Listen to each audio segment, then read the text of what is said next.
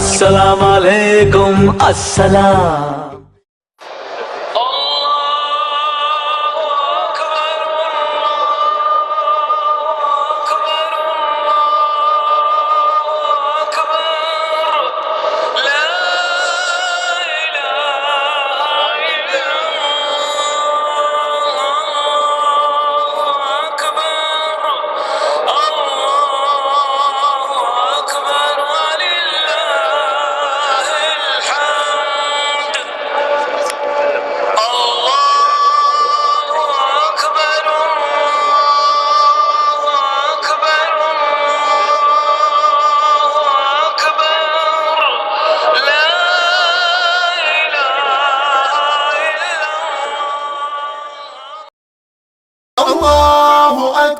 الله أكبر لا إله إلا الله والله أكبر الله أكبر ولله الحمد. Welcome everyone. As they've introduced me, I'm the USIC president, but that's not why I'm here today. I'm here to talk about Eid to you guys. This is why we're all here. We're here to celebrate Eid. Don't forget this. Sorry, I can't work with the mic, so I'll just come here. Is this better for everyone? Yes. Really sorry about that. I thought the mic would be mobile. Now, I'm here to talk about Eid, which is the reason why we're all here. To explain Eid to you, Eid's an Islamic festival. It's a festival of our tradition, of how far back our tradition goes. And the person that we go back to emulate on this day is Abraham, the prophet. How many of you heard of Abraham? Yes, Ibrahim? Yes. Okay. I'm going to go through these stories with you. They've only given me 10 minutes, so we might have to cut one of the stories back. The stories of sacrifice, stories of faith, and the first story starts in Ibrahim's hometown. Now there's a quiz coming up, so if I give a little bit too much detail, somebody's going to pick up the answer. So the story starts at the town in modern-day Iraq. It was called Babylon, yes. Modern-day Iraq. And what happened in this town was that there was a king, a very oppressive king. And his name was Nebuchadnezzar. And this king forced people to do different things. He had enslaved the whole population of people. And those people believed him to be their God. Abraham was sent among these people, and he arrived at the conclusion that the gods they worship, and this king in particular, cannot be their God. It doesn't make sense to him. It didn't make logical sense. He was then searching for the answer, and amongst his searching came across the concept of one true God. This is where Muslims believe he received prophethood, and now he had to stand up to this king. So he had to tell him, "You're not the king." And they had this discussion in the middle of town in what you could consider to be City Hall. So the king asked him the question, "What does God do for you?" And Abraham replied, "God is the one who gives life and takes away life." He says, "Well, I do that. If I want to kill you, I'll throw you in jail. My people will kill you. If I want you to live, I'll pull you out of prison." Next question. My God, He's the one who makes day and night happen. I can make day and night happen. Throw you in a jail cell, you don't have any light, it's night for you forever. I can make day happen, I can shine bright lights on you, shine fire on you. Next question. Well, my God, He raises the sun up from the east in the morning. Can you make it come up from the west? This is where the king had nothing to say back. So he was pretty pissed off, and he decided to kill this person. He decided to kill Abraham. And to kill him, they came up with the largest fire anyone had ever seen.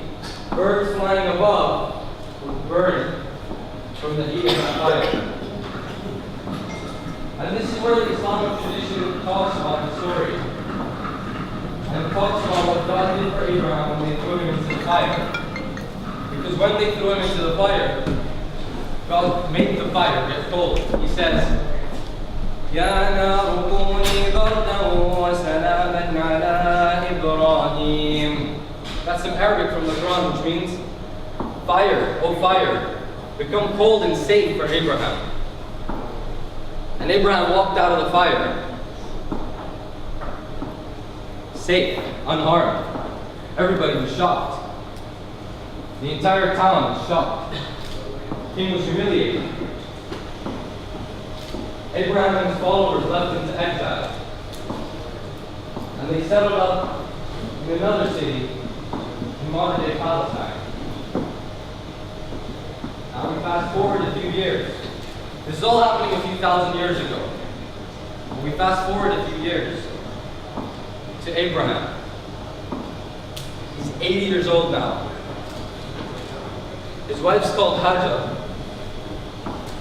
And she's been asking, and he's been praying for a son. He's been praying for children. He's 80 years of age now. And he keeps asking his Lord for a son. He says, "Rabbi hadni min as-salihin." God, give me a son, who's righteous. And so he gets his son. His son's 1 year old now. And what he asks for, what God asks Abraham to do now, he just says, "You know your wife and your son that you love so much? For my sake, with your faith in me, I want you to go leave them in the middle of this barren desert." So they walk to this town about 100 kilometers from the west coast of Arabia. And here the three of them are sitting. And Hajjah doesn't know what he's going to do because Abraham can't bring himself to tell his wife what's about to happen. And they sit for a bit. And I want you to imagine this is Arabia. The sun's on top of them. 45, 46 degrees. Heat that you can't even imagine in England. The plain is it's complete desert, it's rocky mountains. There's no sign of water. And this is where they showcased the faith that they had. Because Ibrahim turned around and started walking away. He couldn't bring himself to tell his wife. So he started walking. And his wife called after him. She says, "Ibrahim, where are you going?" He can't bring himself to ask, walking away. Footsteps are slow. He's trudging away. He can't bring himself to turn around. She asks again, she says, "Ibrahim, where are you going?" Then he stops. And his wife realized. His wife understood he was a prophet. So his wife called out to him. She said, "Is this from you or is this from our God? Is this your command or is this command from our God?" At this point where he realized, my wife. He turns around and tells us, this is an order from your Lord. And this is the faith that's showcased here.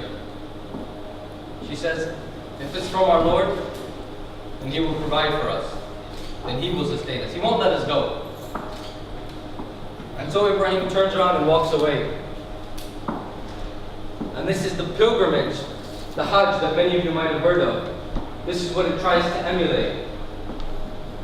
The town is Mecca, where we go now. Thousands of years after him, this town is now established. There was never a town there before. And 7 times between the two mountains over there, Safa and Marwa. We run between it. Because that's what Hajjah was doing, to find water. She couldn't find water. She kept climbing this mountain. She came down, she went to this mountain. She came down again, she went to that mountain. And then the Archangel Gabriel came down. And this is where the well of Zamzam spewed forth, next to the Safa mountain. A well that to this day is giving out water. Where's the water coming from? It's spewing out to this day. Water that is considered sacred to Muslims. And that's how the town was established. The town was established on the faith of one woman. She could have gone after her husband, but she believed, so she stayed. That's the end of the second story. Third story, another one of faith. Abraham's older now. His son's just reaching the age of 13, 14. And this is where he sees in a dream, my son, I'm being told to go to an altar and sacrifice you. Does that make sense to me? So he says to his son, he says, what do you think? What do you think about this? This is what I dreamt. I'm a prophet. We both know I'm a prophet. What do you think about this? And the son replies, Dad, I think that's an order. I think you should do it if been ordered by God. I know it's me on the line, but I think you should do it. And he says it without hesitation. And the father and son go out into the desert. And this is something that's emulated every year now, all over the world by Muslims. And they go and they get ready. And the son, Ismail, he tells his father Ibrahim, he says, blindfold yourself, because you might not be able to go through with this. You love me so much. And this is where God spoke to Abraham, and he was just about to go through with it. And he said, I'm testing you, and you pass me with faith. And this is where the Quran says, and we replaced him with a great sacrifice. And that great sacrifice was a ram, a goat, with curly horns. And this is what we try to emulate every year when we go through with the sacrifice of an animal, of cattle.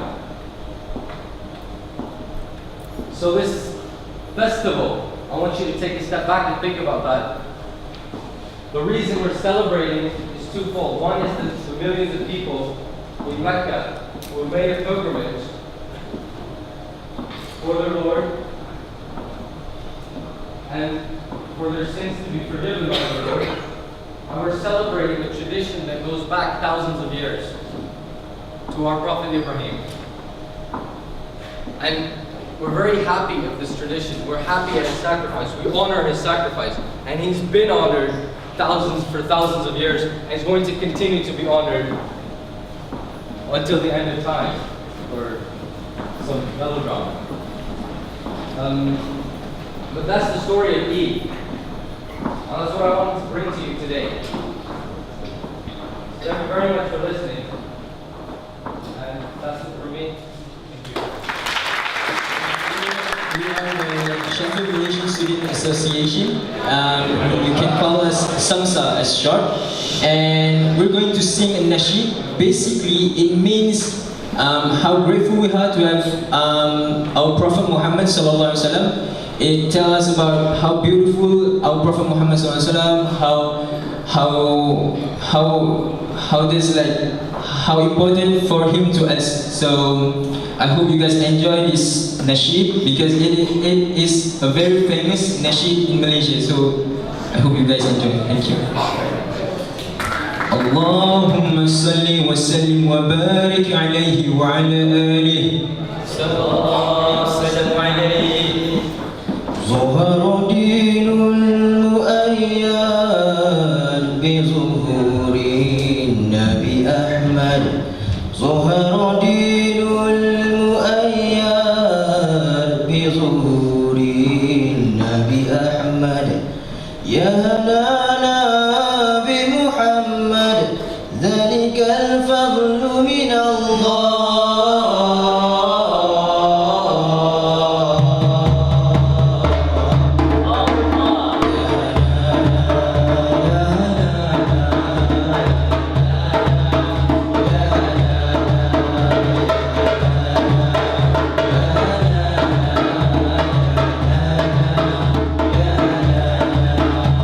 صب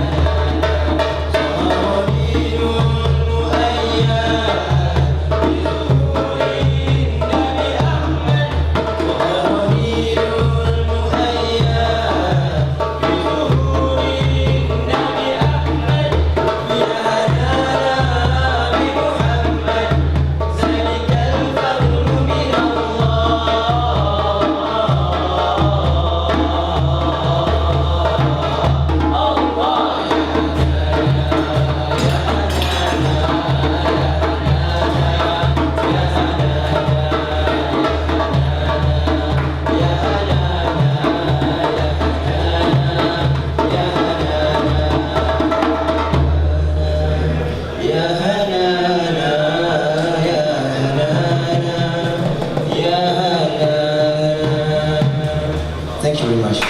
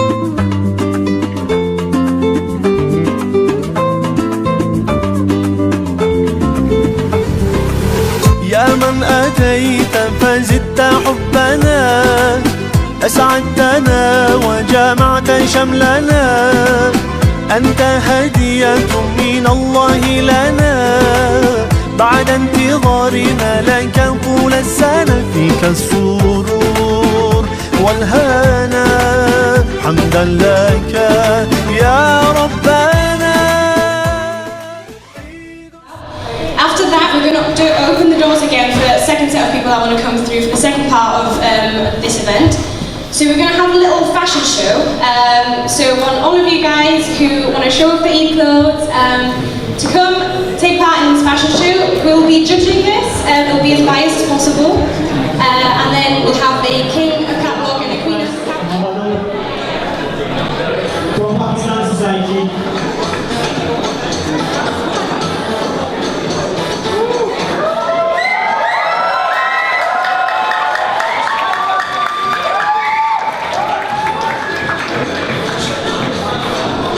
We're looking to salute them. Hold it, guys, hold it. Let everyone see fantastic pictures.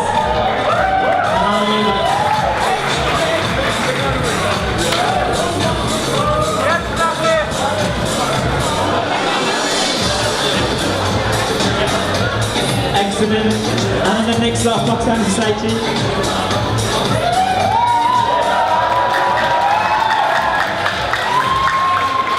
I'm really confident that holding poses, guys. I like that. Thank you.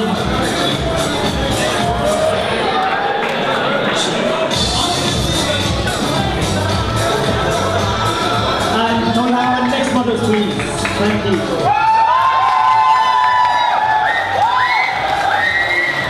Very confident.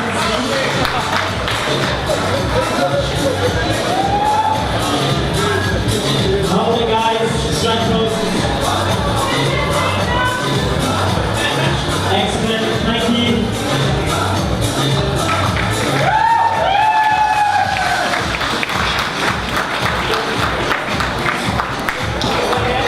And the next up, please. Thank you.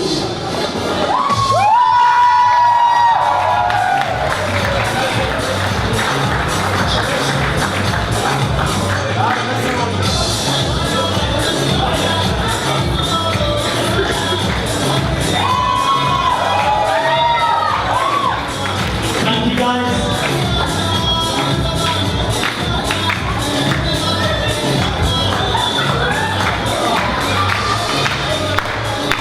Thank you, guys. And the next one, please.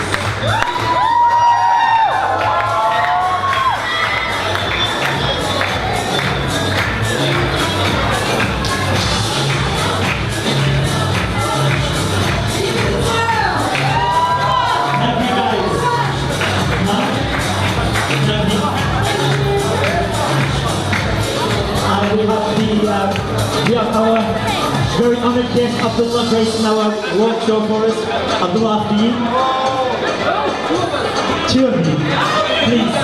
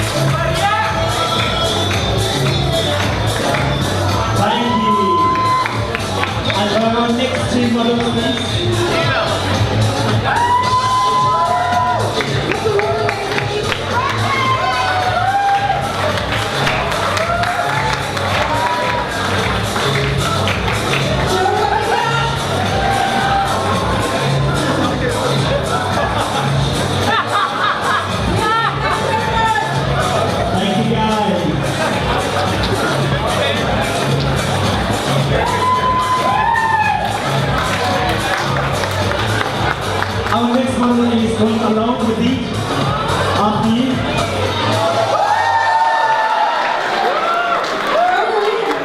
We love the heart, we love the chain, and we love the passes. It's going to be beautiful. Very nice. Just hold it, there we go.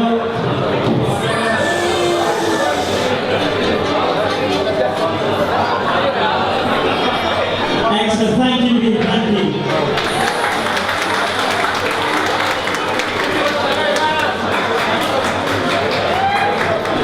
Very nice, and we have our next two models, please.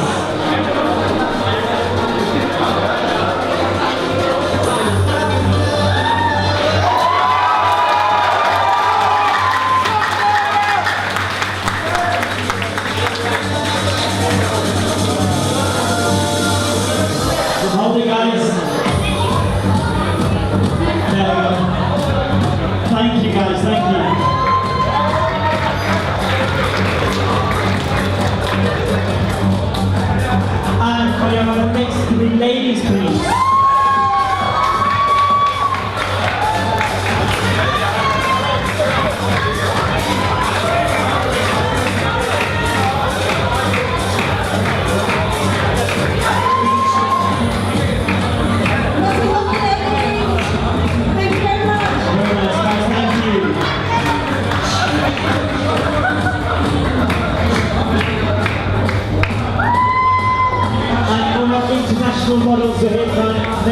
stage. The Bahrain twins.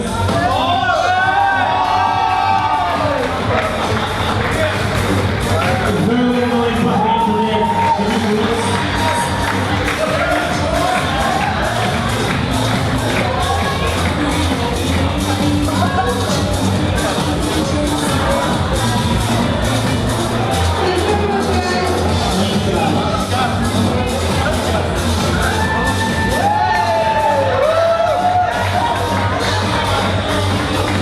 Now we have Pakistan society members and Indian society members racing the workshop. A loud applause for these guys, please. Thank you.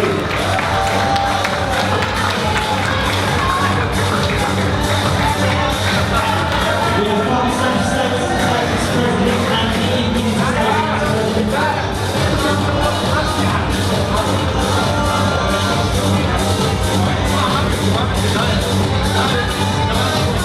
Thank you guys. If there's anyone else who would like to show off their clothes, their good looks, their hair, their makeup, whatever you want to call it, please make it to the front here. This is your chance now. Do you want to? Our judges.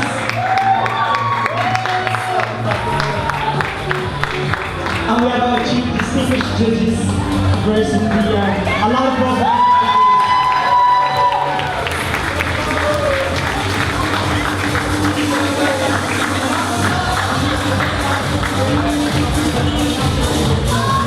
And they look well. Thank you guys.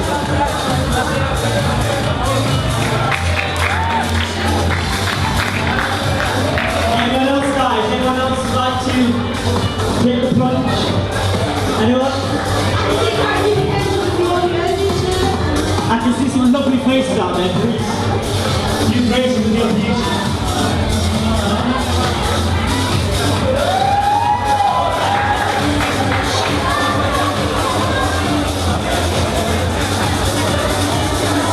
Oh, we have our next few models.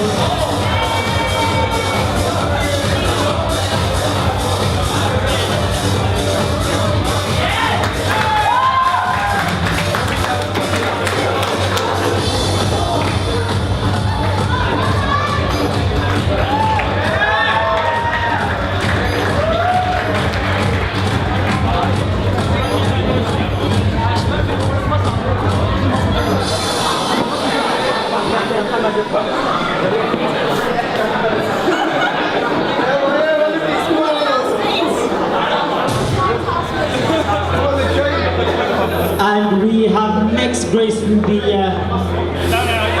gracing the walk is Usman's housemates. So a loud round of applause for these guys, please.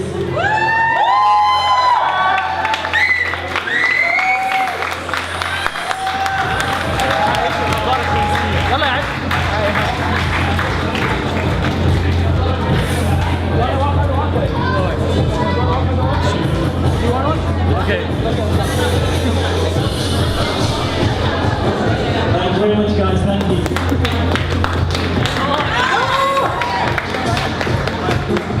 And we have our next models after you guys. A round of applause for the outfits, guys.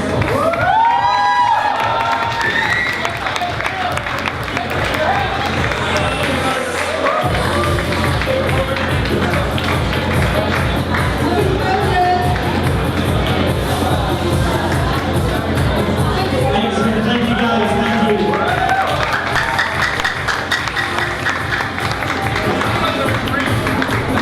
Okay, and now we will leave the decisions to our judges. I'm sure you've got a hard decision to make there. So, thank you for your attention, guys, and we'll show you the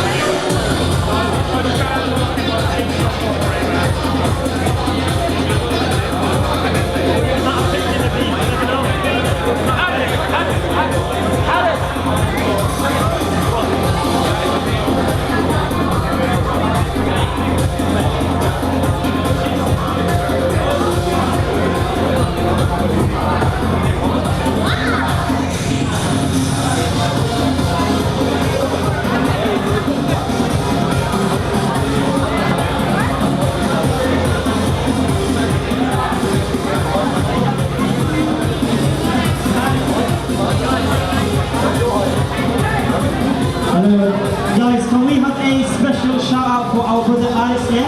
It's his first Eid after conversion, so a huge round of applause. And we hope you've had a lovely time, and welcome to the table. Thank you guys.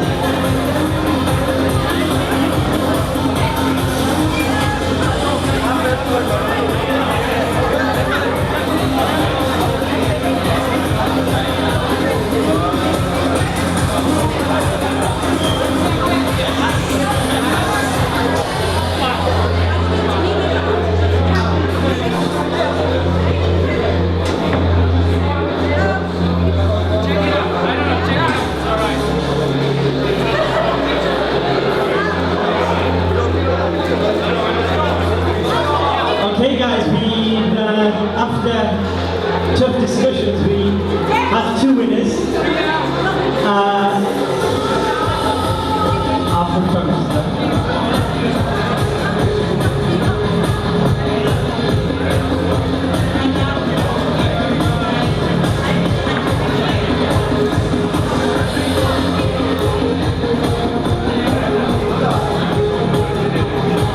And we have a queen of catwalking and a king of catwalking. So, can we please have for the king of catwalking, Abdullah? Abdullah? Where are you? The traditional outfit, massive description, and we have been chosen as our winner. And the queen of catwalking, please have Khadija.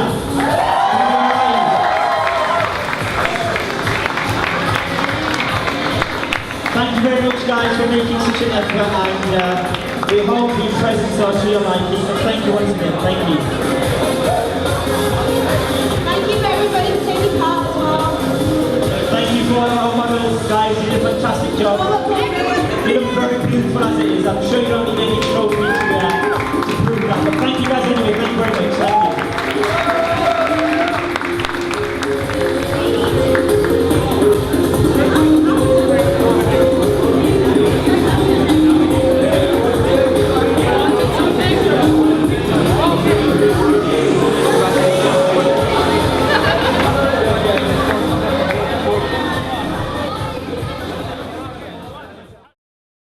Allahu Akbar, Allahu Akbar, La ilaha illallah, Allahu Akbar, Allahu Akbar, walillahi alhamd.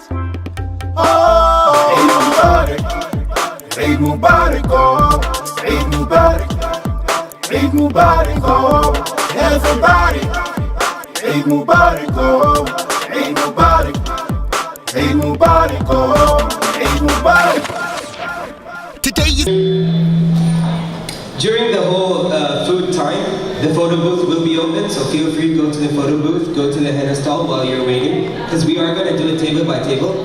There's enough food for everyone, so there's no need to rush at all. We made sure of that. So we'll just do it table by table so that there's no huge crowd next to the food.